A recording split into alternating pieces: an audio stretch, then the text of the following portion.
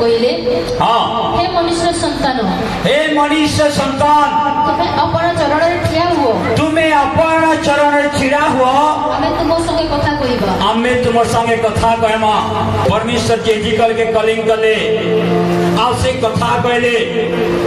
आज जिकल कहले तुम्हें जाओ हे जिकल तुम्हें जाओ जिन जगह हाड़ अच्छे से हाड़ जगह जाओ आओ भविष्यवाणी घोषणा करो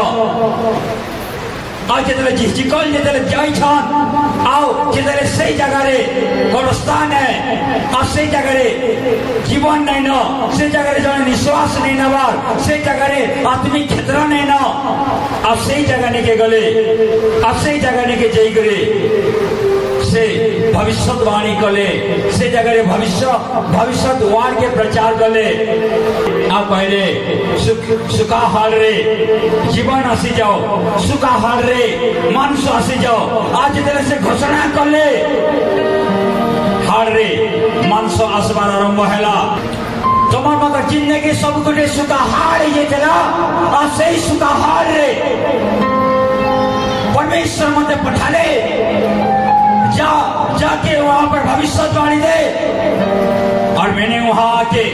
सुखी हानियों में जाना जाए और मैंने जी सब भविष्यवाणी बोला हीलिंग असला स्वर्ग चमत्कार असला स्वर्ग अभिषेक असला स्वर्ग पावर असला स्वर्ग शक्ति तुम्हार जिंदगी असला